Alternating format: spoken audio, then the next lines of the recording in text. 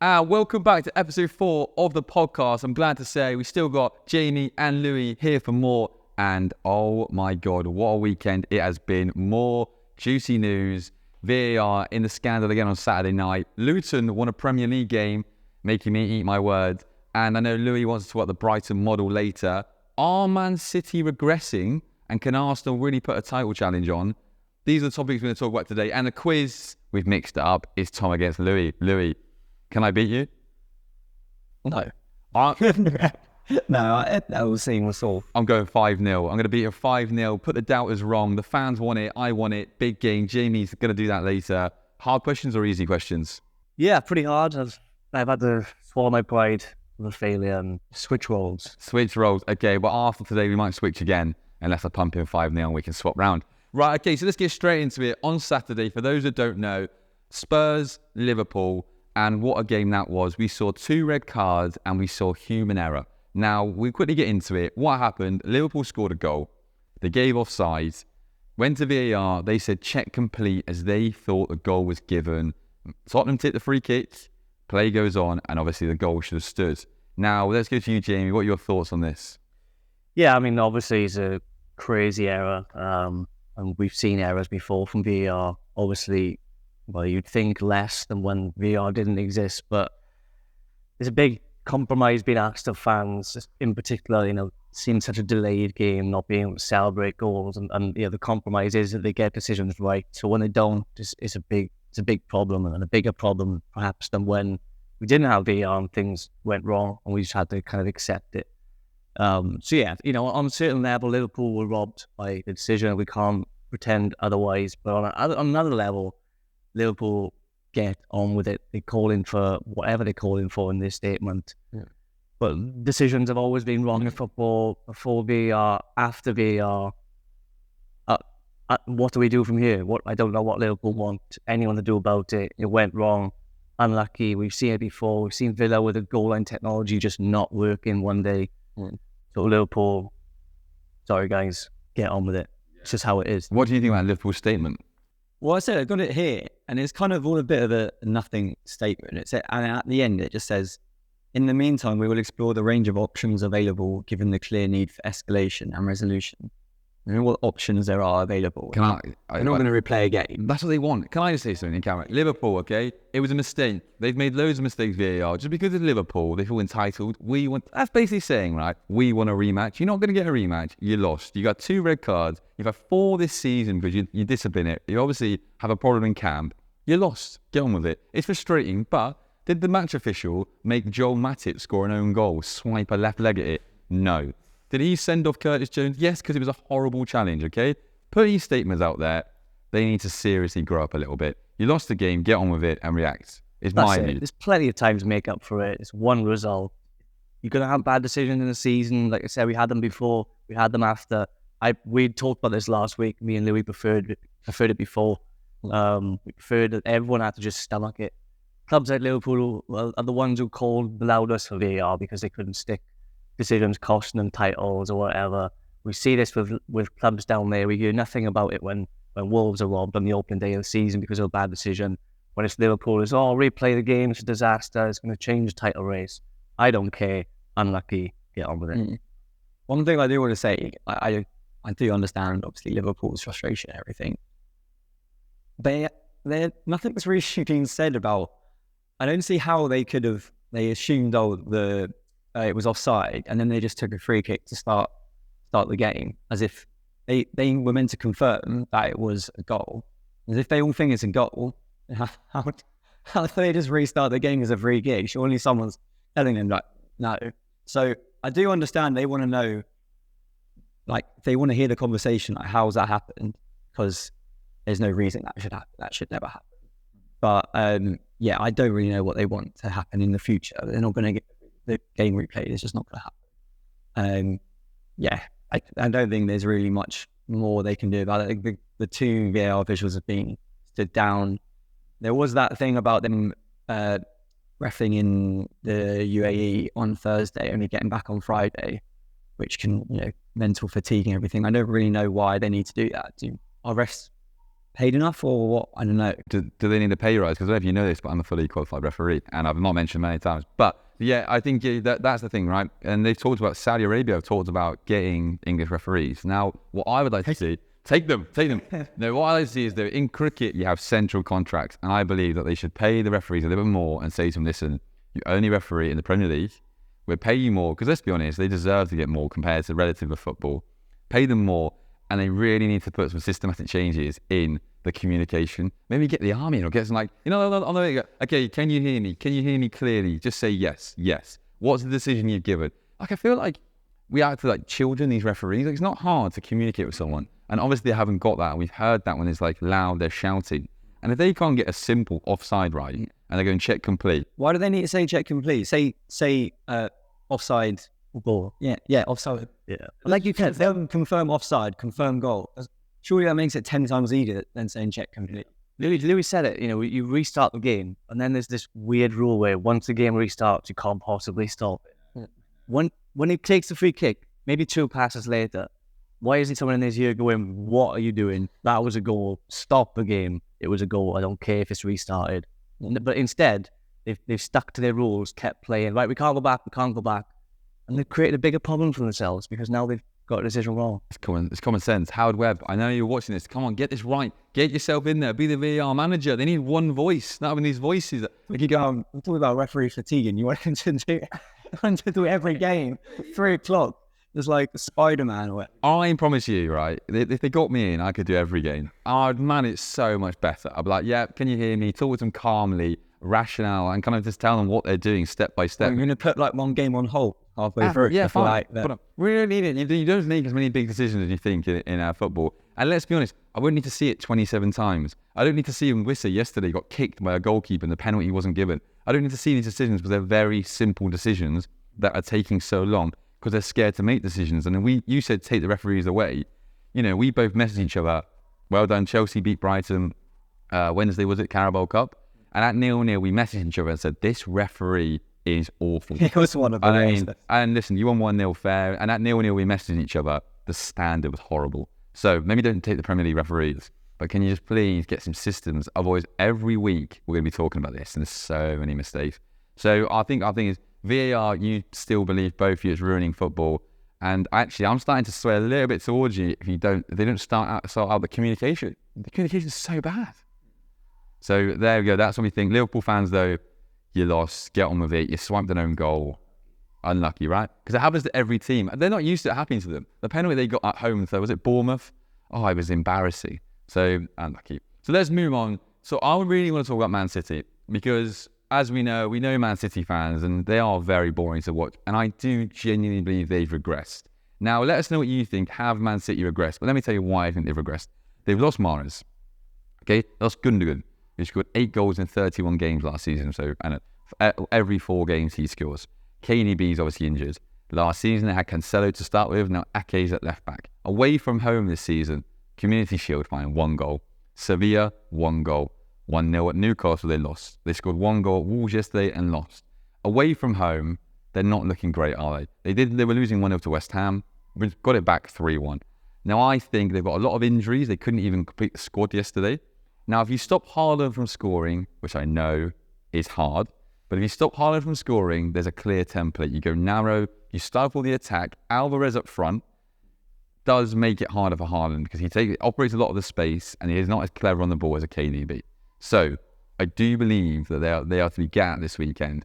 You'll be seeing best bets later, and I also think they'll lose this weekend to Arsenal at the Emirates. And their next 4 away games, Arsenal, Manchester United, Chelsea, Villa, and they want to go 5th, the mighty Luton, who will probably beat them. That's 5 hard away games. We're going to really find out what Man City are about, and I genuinely believe they're regressing. Am I talking rubbish, or do you believe? Do you agree with me? Listen, I think they'll be fine. You look at Rodri was a massive miss on the weekend. Yeah. He was suspended, obviously. They rely on him a lot, not only to dictate the play with the ball, but he breaks up counter-attacks so well. And that's what Wolves did on the weekend. It was counter-attack. At half-time, they had 12 shots, City. Wolves had 0, and Wolves are winning the game. A fluky own goal. And then City got back into it, dropped 1-1, and then Wolves clearing off the line. If that had gone in, totally different game. and they both scored in the break again, missing Rodri. You got Stones out as well. Silva's struggled with injury. Grealish struggled with injury. KDB, as you mentioned. There are factors at play here for City, and it's whether they manage those factors in the next few weeks, like you say, because just because they got injuries doesn't give them any more points. They could lose points because of that. That will be a concern. But they're creating so many chances. They're still dominating teams. I think they'd be. I don't think they'd be that worried about Where are the goals? Because Grealish, no goals. Foden, 1 goal. Rodri's their third top goal scorer with 3. So, okay, you're saying the injuries that matter. If the robot Haaland doesn't score, which again is a big ask, where are the goals going to come from? Ours has 3 goals. They'll come, right? Those players are well kit. Yeah, but we're not seeing many goals here, are we? Doku has 1. I know what you're saying, but when you got Ake at left back, Kyle Walker's not known for scoring. Put a lot of pressure on Haaland. At least Gundogan would chip in when he has to. I do think they didn't replace. I know they got Nunez, but it's not really the same. Again, Kovacic, I've seen him fit. He can't score. Do you know how many goals he's scored for Chelsea? I would say less than 10. 6 in 221 appearances. Yeah, as a stat for you. And some of them were all like pretty good as well. So when they're not, he's not a finisher at all. He's not a goal scorer. Gundogan. And I saw him playing the game against Wolves. He was pretty awful. He kept on giving the ball away. He was trying to play in Rodri's position, and he was just he was trying to dribble through everyone like he always does. But they didn't. If Rodri doesn't play, I think they're a be different team. And they shouldn't shift Calvin Phillips on. I don't think Pep really doesn't rate Calvin Phillips. That's just a transfer. It just hasn't worked at all. They didn't replace him. So I don't know what they're just gonna have to hope that Rodri doesn't get booked or injured or sent off or injured, because completely different team with him and without him. So I still think that they'll be fine. I could see them beating Arsenal on Sunday. Yeah, no, I think the one-off game I can see them beating Arsenal. Of course, they can go to the Emirates and win. But when you get these tough fixtures, Haaland hasn't been injured yet, and we don't assume he will be injured. But if Haaland was to pick up an injury for 3 or 4 weeks, we're literally talking about Alvarez. That's a known goal scorer. Yeah, and we said it before. I think Mahrez is such a bigger miss then, and then Alvarez, because he's scored loads of goals for them. He was always like in and around second, third top goal scorer, and I don't think Doku's ever been like a prolific goal scorer for wherever he's been. So yeah, it's quite hard to buy goal scorers. Like you can't really coach people into scoring goals. There's people throughout youth level when they're younger. They're always just players who score goals, and there's players who just don't. But it's even harder to sign a goal scorer and say you're going to be number 2. Yeah, because that's the situation City face, and obviously going further back, Gabriel Jesus as well was we did chip in now and again. I know he's not a massive goal scorer, but even when he wasn't chipping in, as you've seen for Arsenal, he creates so much. With this movement, and he's a clever player. So they'll be fine. They'll be fine. Yeah, I think players like Grealish and Foden, they'll start chipping. If you're creating 24 chances, players like unless you're Chelsea, players like Grealish and Foden, they'll start chipping in the goals. Bernardo Silva as well, a great player. Once he gets fully fit, they're missing John Stones as well, like I said, at the back. And these players are, apart from KDB, players are all going to come back in. Rodri's going to come back in. Grealish going to be fully fit. Silva fully fit. Stones the next couple of weeks, I think. So I think, this is a temporary thing. No need to panic. I said, and you have to panic a little bit. And I think it's a template. I think on a series of template how you beat Man City. I think you stifle them. I think Alvarez does block Haaland a little bit. You play narrow, and I don't think Grealish is nowhere near the level. Bernardo Silva wanted to leave. We know that obviously he is back playing because he picked up an injury. I just believe out the left-hand side with Ake and Grealish, if you're an away team, you're not thinking, oh wow, I'm against that. Your Neto on the weekend. Yeah, well, there you go. You have your netting, you think, here we go. And it's been proven. They've got some tough away fixtures. And we'll talk about it later. But let's talk about now. Arsenal, Man City. Who wins that on Sunday? Well, I sit on the fence say draw. But I think it will be a draw. I don't know. Yeah, draw. Draw. Well, low scoring draw? Yeah. 1-1. I would go along the same lines, yeah. I'm telling you now, Arsenal will win. They'll do it. And this is the Arteta game where everyone goes, Arsenal are here. 2-0 Arsenal. Man City won't score. Arsenal will dominate the game 2-0. No Rodri either. These aren't the games I worry about Arsenal, though. I worry against Fulham in March. Arsenal beat Bournemouth 4-0. Yeah, but in March they wouldn't. That's where they bottled it. You know what I mean? Later on in the season is where they struggled against the lower teams, and that's where they need to prove themselves. Can they keep steady in the games they should win? Where, like you said, teams have got a bit of a template against teams who want to win the league. Sit back, play narrow, make them beat us. Can Arsenal find answers then? But we look at the equation. Arsenal, I think, are the biggest challengers. You look at Arsenal's team, you think, well, I can see they're getting how they get goals and how they do it. Okay, Martinelli, Trossard comes off the bench. Jesus, even Havertz got his first goal. Well, let's not get too carried away. Odegaard, Saka. You look at it like 6 or 7 players that I go, you might get 10 goals this season. I look at Man City and go, just Haaland. That's like Trossard would be like a good again. Like they could have done with a player like that. But I think with Matoma, thankfully didn't get him. But I mean, I can't believe Man City didn't go and get another winger. It honestly baffles me. I think it's Pep being like, we don't need him. And I just think it's they got the World Cup, right? The Club World Cup in December. So it's going to be a long season for them. And if the robot Haaland does pick up any injuries, they're in serious trouble. We all agree to be Arsenal the biggest challengers to Man City? Liverpool could be. You know, I think Arsenal. Yeah. Yeah, Arsenal? Yeah. And then Liverpool come third. You think Liverpool third? And Man City win the league? Yeah. I struggle to look past Liverpool right now. The way they beat Newcastle with 10 men, they could have beaten Spurs with 9. There's something about them. Could win the league? Yeah, I think they're in there in the conversation. Will they win the league? Will they? Yeah. No, City will. Oh, there you go. Yeah. So, I honestly, I'm going to say it again. I think Arsenal win the league. I honestly think, I've said this Champions League. I've just been thinking about it more. League and Champions League double. No, they've got to do the League and Champions League. They're going to win a major trophy. Like I said last week, they win a major trophy. And I just look at their team and I just think, I love their I love what Arteta's done. I know people saying on the Raya and Ramsdale. I love a manager that goes, Ramsdale, your statistics are not good enough. Raya, come in.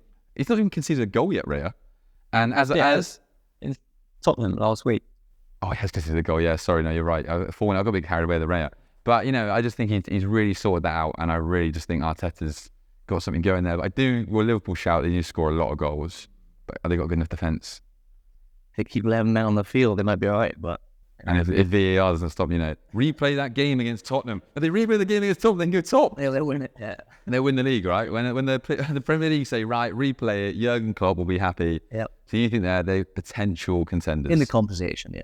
In the conversation. Gotta be. Yeah. Okay, so we're saying a three-horse race. No one else can jump into that conversation. No. Obviously, Brighton, I can't after the weekend, or Aston Villa. Newcastle, we're saying Newcastle definitely can't. Luton? Top 3, big gap, right? Yeah, I think so. Yeah. Yeah, fair enough. I can't see them else either. We're saying Tottenham. I think there'll be real top 4 contenders, but like you say, I think there'll be an invisible line between 3rd and 4th, I think. They are second. You happy with that? Tottenham, no chance? There won't be title. Yeah. Tangible. Can't ask me every week if they're going to be targeted. You ask me. I know it really annoys him. I just know as a Chelsea fan, Arsenal, Spurs, he goes, I don't like it. Right, okay. So we're going to go on to Tom's teaser this week. So as we know the quiz later, you're hosting the quiz. Tom's teaser, you're 1-0 up, okay? This week the teaser is incredible. I must say so myself, okay? I'm going to give you both a bit of advice, okay? And if you're watching at home and you do the teaser, a little bit of advice. Do not jump in for this one, okay?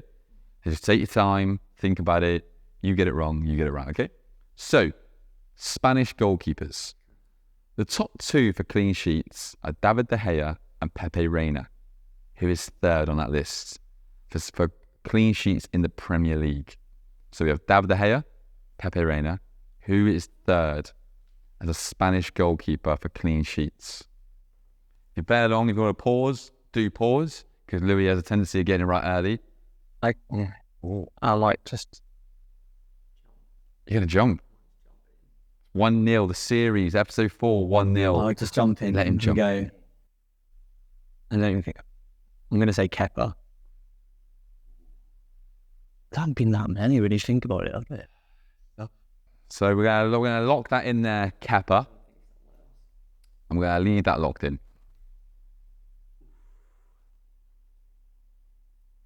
Trying to think further back to see if there's anyone, but there aren't many Spanish goalkeepers around in the Premier League. Sanchez. Can we go Sanchez? Yeah. Do you know what? Incorrect. Now, for the viewers at home, and play along, maybe one more chance each. You got 20 seconds, and it's more relevant than you think. Something either. because I can't think of anything else in 20 seconds, I was going to say Raya. David Raya. But it can't be. Incorrect. Give me 10 seconds. They are around. Very relevant. Around. What did you say? Are we Alan clues? Around.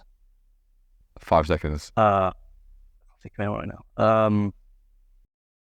I got this right. Go for the quiz. Let's get that. Okay, so I'm going to lock you out in... No, right. I'll give you... There's no point. 1-0. Crystal Palace?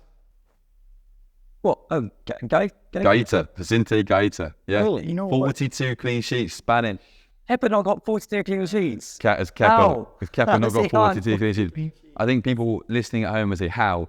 I thought Sanchez had a few, Brighton. No, unfortunately not. Kepa did have, I think, 24, I think. There haven't been many, though. That's a good question, because... Yeah, it's not. Like, he's got 32 clean sheets. 32. I was thinking about 3 Spanish international. Good question. So, episode 4, Tom's teaser, and we're currently 1-0. Slow start. Listen, a teaser has to be hard, doesn't it? It can't be easy. If you got it at home, let us know if you got that at home, because that was a tough question. And the next topic we want to talk about is something close to Louis' heart, Brighton. And our Brighton, the new Southampton. Over to you. What are your thoughts? So, before I start talking about it, I know it's not the same model that Southampton use and Brighton, but my general point is with Brighton is you can't keep on selling all your best players constantly and expect to be. So you came 6th last season, yeah, you got your Europa League. So that happened to Southampton twice. Yeah, between I think 2014 and 2017, they came top 8, I think 3 years in a row or something. So yeah, they had a good period of time, more than Brighton at the moment. Really. You've had one year in it, okay. They sold constantly their best players, and eventually, when you replace them, it's hard. The hardest thing in football is recruitment, and I don't think you can't just constantly rely on the fact that we're Brighton, we make good choices in the market. It doesn't always happen. It's hard to keep doing that, replacing your best players all the time. I know Brighton have been good at doing it so far. You have succession plans where you buy a player in the future, like the season before, and then keep going. But it's a big ask to keep on doing that. And I think if you're constantly selling like Caicedo, McAllister last year, it's a big hole in midfield. And personally this year, I don't think you haven't filled that so far. I think Dahoud, not really the same player as anyone. Baleba, he hasn't really played much, but it's my general point in this is that you can't just keep on doing that. And I don't know what you feel in this at this part of it. I feel there's a reason that Todd Bowley asked Tony Bloom to come and sit with him in VIP that time, because I think with Star Lizard, he's got the algorithm that answers that, and we have a succession. When we lost Graham Potter, you were going, we've got the best manager in the world, and we went and got De Zerbi, who is incredible, right? We have succession plans. Obviously, when you lose players, you get ones in, okay? So when we let a striker go, we got Ivan Ferguson. When we had Trossard go, we had Matoma, who was better. I would agree with your point that we haven't. When Caicedo left, it was a huge hole. Losing Caicedo, McAllister did hurt Brighton. And we got Baleba, and we got Dahoud, we got Milner. And I would say, and we got Gilmour. And I actually think Gilmour's been exceptional. Gilmour, yes. You can Gilmour for McAllister. Of course, McAllister's a bit better. And you can say Caicedo for Baleba. And of course, at the moment, Caicedo's better. Not showing it, but obviously Caicedo's better. So I'd agree it's hurt us in midfield. Yes, we got thumped 6-1 against Villa, but we've won 5 out of 7. We're in Europe, and there's no sign of the machine going down. I'd say Verbruggen was a really good signing. We've always got the succession plan. I think with the De Zerbi way, people think, we lost 6-1. Panic at Brighton. I would like to say, how can you say Verbruggen was a good signing? How about Verbruggen? He hasn't played half the time. Outstanding signing. He's 21. He's not playing. He is playing. He's playing De Zerbi has said he's going to rotate the goalkeepers. Why are you saying that? I have no idea. Before you said you'd like to manage who said, right, this is what we'll do. No, it's fine. He said, I'm going to rotate my goalkeepers, right? That's fine. That's what he was. I can't question De Zerbi. The guy's a genius. Taking us to 6. And why buy Kingred for 21 million? Because Verbruggen will take over eventually. It's a competition thing, and Verbruggen's obviously the better goalkeeper. But for some reason, he wants to rotate goalkeepers, and fine. We're going to play so many games this season. I don't think the goalkeeper's really the issue, but I think We've conceded a lot of goals so far. Fine. It's in the De Zerbi way. De Zerbi doesn't want to draw football. Well, De Zerbi way. I'm sure he thinks he goes into matches and goes, right, we're going to concede a load of goals today. Well, isn't not working, finishing 6th. If a lot of ifs, right? If we beat Liverpool the weekend and Arsenal beat Man City, we'd be above Man City. And everyone's like, oh, Brighton, what an incredible team. We've won 5 out of 7. We're in Europe. Let's just calm this down a little bit, okay? The plan is there. De Zerbi's there. We've got succession. We've got huge... We're getting attractive players like Fatty. I never remember Southampton signing a wonder kid from Barcelona. That is in place. We've got money and we're not going against the model. The problem with Southampton was what they did is they ditched their model. Yeah. And they started signing, right? Big players are big money, big wages. Brighton have a wage structure. They won't go above it. They won't go above 100 grand. But you can't keep on getting players. If you want to stay in Europe, say stay 6th constantly, you can't get players who will be on not a lot of money. Why did João Pedro sign? Why did Fatty sign? Yeah, but these players aren't like world beaters. What was it? João Pedro was up there as a penalty scorer. But still, you can't say young players. You look at Brighton. Okay, let's say you're a young player, Jim. You're a striker, right? And you're thinking, right, I'm going to pick someone in Europe because Brighton are their stepping stone. You're going to choose. Well, you're going to choose West Ham and Brighton. Your progression. You want to play for a ball-playing team. Okay, it might be 90 grand a week, 100 grand a week, but as a player, what are you picking? Can I say West Ham? Oh no, you can't say. No, I'd say that because this is a big club with the biggest stadium, 60,000 fans every week. No, what I mean is more style of player. You're really going to go. No, I get it. Listen, to jump into this a little bit, I see both your points. The problem, I think, what Louis is saying, the problem is, right, I know you've got the data-led model, but that data is not always right. Data would have told Real Madrid to sign Eden Hazard maybe, and because he's a brilliant player, but something went wrong. Things happen.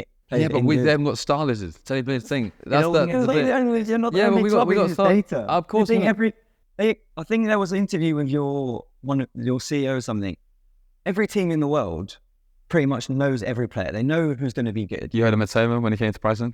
Yeah, but teams haven't known about it. We steal a march. We're going quicker. We get incentive. Because what we do is we go, listen, here's the pathway. Here's what happens, right? And we're very lucky because Chelsea, this is not what you have accelerated our project because you've given us so much money. But you can't keep doing that. Well, of course we can keep doing that because now we have more money. Now financial fair play, we have no issue at all. We're actually making money. We're the only team that makes money.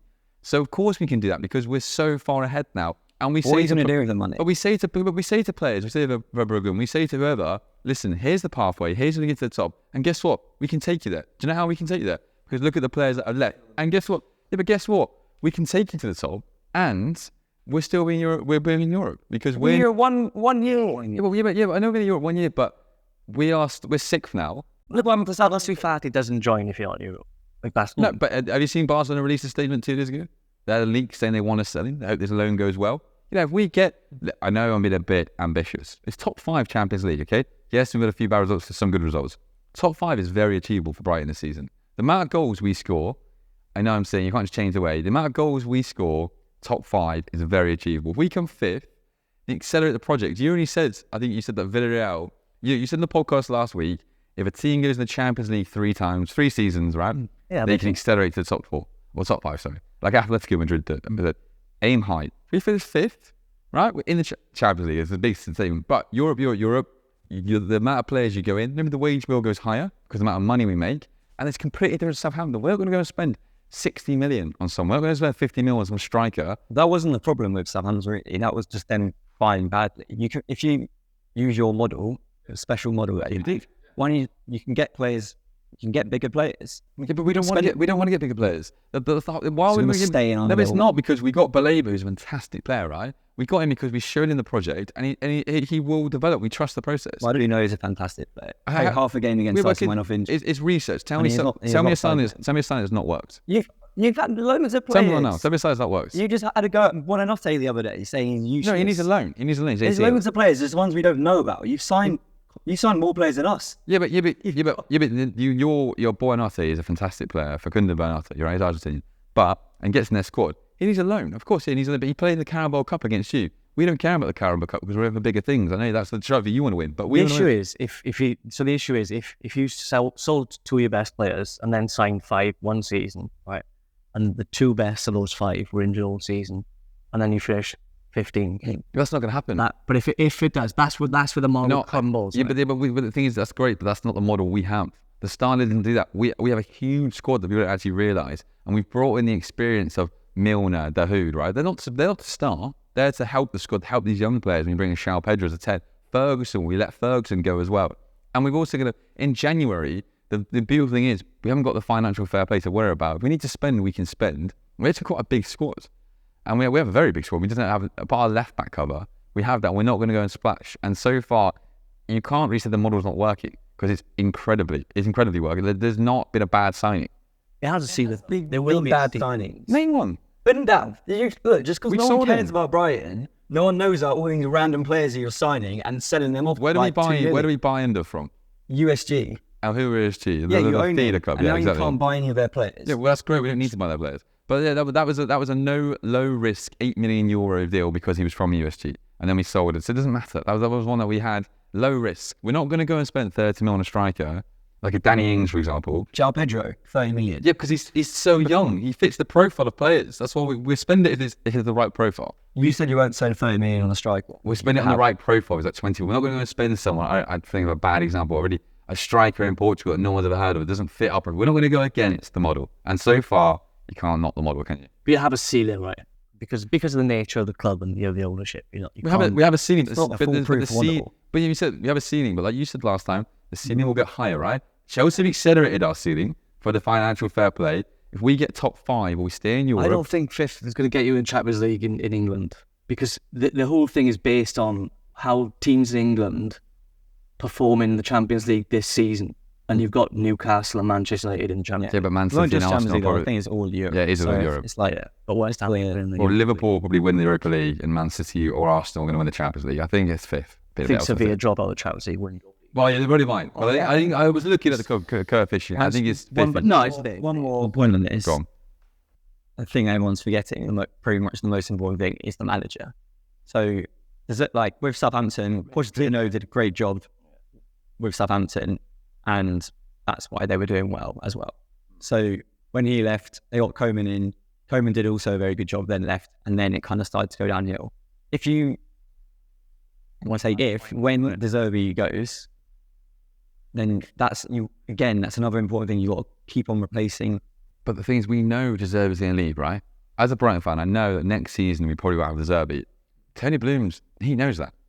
Paul Barber knows that. Their replacement will already be in. Like, I'm not saying, let's say Eddie Howard. Yeah, but of course you do. Let's say Eddie Howard loses his job in January, February, for example, Newcastle. Those discussions will happen. I'm not saying get Eddie off. Just this is an example, okay? They might have 3 or 4 people that are in jobs or looking that have that already. Like, we know De Zerbi will be there next season. That's a brilliant because now we'll already be putting shortlists together, and we might contact agents. Football, it talks. And I think so. You're saying that, but everyone thought about Graham Potter and the method. We got in a world-class manager. You don't think we can do that again? You can't keep saying no because it's obviously working what we're doing. Football's not as certain. Yeah, exactly. That's what I'm saying. It's No, not like linear. I agree, but the algorithm tells me. No, it's not algorithm. Why do you got a team out? What if everyone bust up, right? Everyone fell out. Yeah, but we might have to. Well, Gus Poyet comes back and shits in the changing room again. Yeah, but you can say ifs and buts, and maybe that's already happening, but you don't see it behind the scenes. You've got Lewis Dunk. We've got big leaders. It also, you're forgetting, like, when you bring in Milner, he's not going to play. Milner, Lallana, Welbeck. They're not there to help. To dunk now. It's very clever, the system, and that algorithm is doing the business. So I understand what you're saying, but we're not going to go against it. And maybe you're right, the ceiling is where it is. But if that means we're in the Europa League for the next 3 years, fantastic. And if we get trying to sneak in 5th, what a ride it's been for Brighton. I'm not saying to, like, obviously enjoy it. I'm not saying it's going to, like, you have to worry about ending. But, like, I think it's hard to continue doing that and getting it right constantly. Well, yeah, it's also hard to spend money and go to the league, right? Because you spend all that money and we'll probably finish above you for the next 5 years. No, that's what I'm saying. So you need a model. Yeah.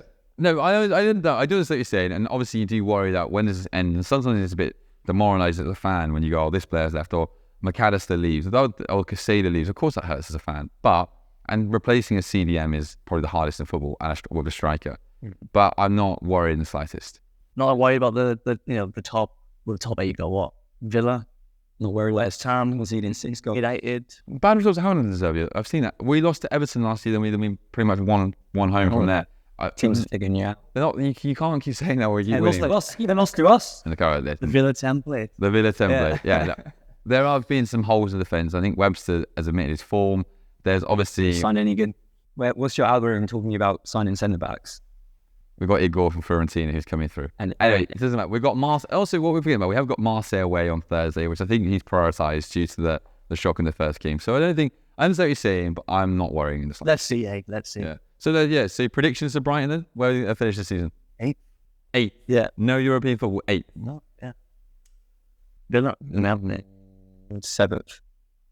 Because Tottenham are back, right? Tottenham. United are going to drop into like 5th, 6th. No, United's going to finish about 8th or 9th. Villa, they don't write off West Ham. They're a really good team this season. In Europe, same as those. They'll win right off. 7th or 8th. I think we'll finish 5th. Or 5th or 6th. Because goals win full matches. And that's something we can do. Concede to it. That's true. We haven't got one clean sheet this season. But anyway, so... Good signing out of the broken. So you think... So we kind of got the top 4 locked in. And you both said Chelsea have finished 5th. Yeah. So maybe the viewers have started thinking... It changed after a few weeks. But yeah, so still all on. You're still going to start as the 5th. Chelsea finished 5th. Who got the last Champions League spot then if top 5 are Champions League? What would we say? City, Arsenal, Liverpool, at the moment I go Tottenham. Newcastle. You go Newcastle. You're going to Newcastle if you go 5th, not Chelsea. Yeah, I think Chelsea's 6th. Chelsea's 6th, honestly. United 7th. You're not really. Chelsea 6th still. Well, Brighton could be there, why not? Okay, anyway, that's enough of this chat. Because these two, I don't even watching the podcast now. I know I go for some bold shouts and I get there and I go for it. But I told you Chelsea finished 12th and you all laughed at me, and who's laughing now? Because Wait. And I told you Sancho wouldn't play the Man United again. Games. And he's not going to play Man United again. You two are dying by your sword. I'm telling you now, Brighton are a proper team finishing 5th. Right, and now we have best bets, and therefore this is the part where we look at our bets and think, what have we done? So last week, let's start with you, Jamie. How did you get on? Yeah, I went for -1 for Arsenal and City. Arsenal came in, obviously, and City let me down, of course. For reasons Tom's already alluded to, so the retirement fund is down to €6 or £6 something. And yeah, look, there's going to be ups and downs, but... It's a roller coaster, isn't it? Yeah. But you are still plus. That's the main thing. How did you get on last week? I had West Ham 1. I had Newcastle 1 to win by more than 1 goal. It happened. And then Everton let me down, losing at home to Luton. And they're the ones who caused my downfall the week before as well by beating Brentford. So, yeah, I'm going to leave Everton. Everton was like 2 weeks in a row. So you actually had 2 out of 3 then? Yeah. Oh, no, that's frustrating. I had Nottingham Forest and Brentford, both teams to score, 1-1. And I also have Everton to beat Luton. And Luton, I hope you're really happy yourself. You've got yourself the first win and you've marked up our bet. So this week, let's start with you, Louis. What have you gone for? I've gone for Fulham to win and under 2.5 goals. So basically to win 1 or 2-0 against Sheffield United at home. Fulham not big scorers. Sheffield United barely can score. But I think Fulham should beat them. So that and both teams to score in Brighton, Liverpool, which I feel should definitely happen. So that double is 4-1. Oh, it's good double actually. Yeah, okay. so here we go, back of the profit. Yeah, 10 returns. I suppose you didn't go Brighton to beat Liverpool, well, yeah.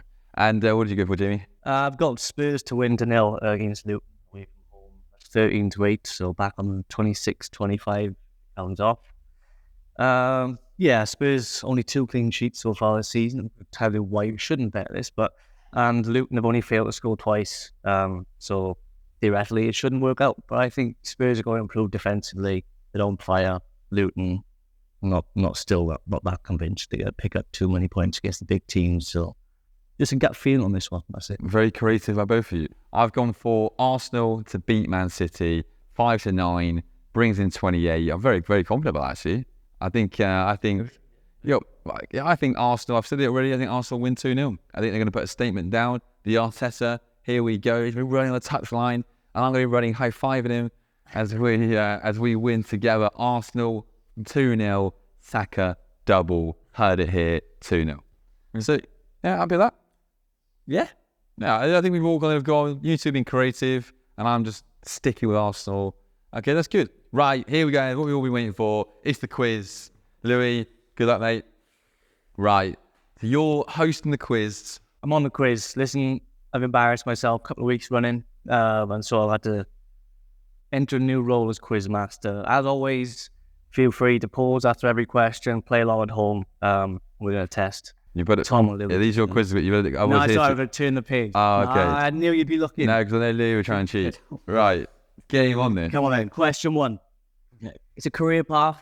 I'll read the teams as always. If you want to jump in, fine. Not gonna lie, I'm feeling this a little bit. I feel a little bit nervy. Go on. Here we go. The teams this player has represented: Leeds United, Manchester United, Newcastle United, MK Dons, Notts County.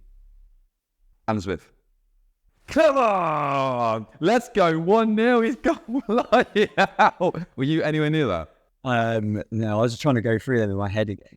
I thought someone would get on the last 2. I nearly had it from 1, but I actually going to go for where was I going? I was going. Famously broke his shin for a freak. I know. I was actually going to go Andy Colson. Alan Smith, that curling header out of the block. I was just thinking Ferdinand because he said Leeds and Man United. Notts County with Welcome. He wrote, fans want this as well. I'm doing this for the fans, all right? I'll put So him down. 1-0, Tom. Go second question. So this is, and don't jump in quite yet, the most penalties scored in Premier League history. But I'm not asking you number 1, so calm your nerves. All right. Number 1 is Shearer, 56. Number 2, Lampard, 43. 3, Kane, 33. 4, Gerrard, 32. Who is number 5? I'll give you 28 penalties scored. Wayne Rooney. Okay. So he's out, yeah? That's a big point. Okay, 28 penalties.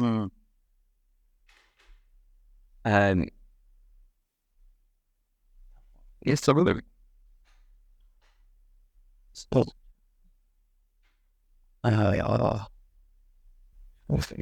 the cock in it. Come on. Yeah, come on. Let's go again. In another round of guesses. We have to. I'll go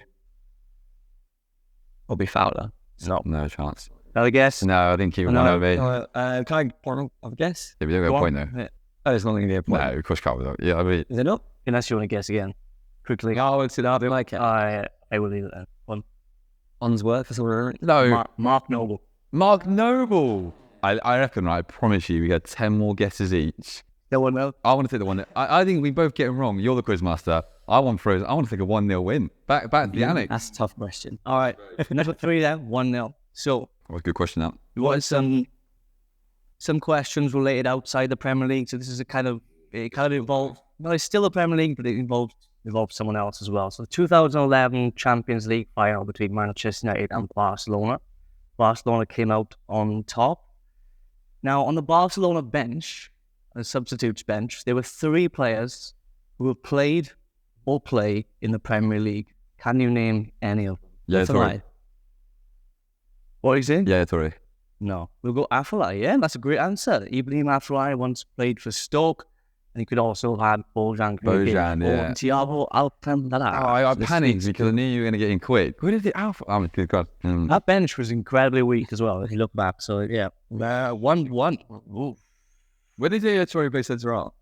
The 2009. 2009, wasn't it? Oh, I panicked. 1-1. I knew you'd get it, the European. So, again, don't jump in because it's not the furthest here. The Big number question, this. 4, 1-1. Big question, this, by the way. The Number smallest Premier League stadium is Luton, Kenilworth Road, 10,756. Then comes Bournemouth. literally about to jump in and say, I don't like these slow reading out of the question. You got to get them punchy. literally about to say, Bournemouth. This is what makes it hard, Vitality. And then comes Brentford, which is the 4th smallest stadium. Turf Moor. Was it? 21. Just in there. 944. Oh, that's so very frustrating. Oh, thin there. I had 2, but I had 2 in my head. Yeah. And I didn't know where to go. And I thought I had 2. And next close? Yeah, that was my next. I was at Old Turf Moor. There are two on a similar level. I was just thinking, let you jump in and give me the free rein at it. All right. Number 5. It's make or break. Well, I have to get this back to you. I need to make it Desmond. I can't believe this. 2-1, right? So, again, don't jump in. This is what makes you think more. The lowest Premier League points total.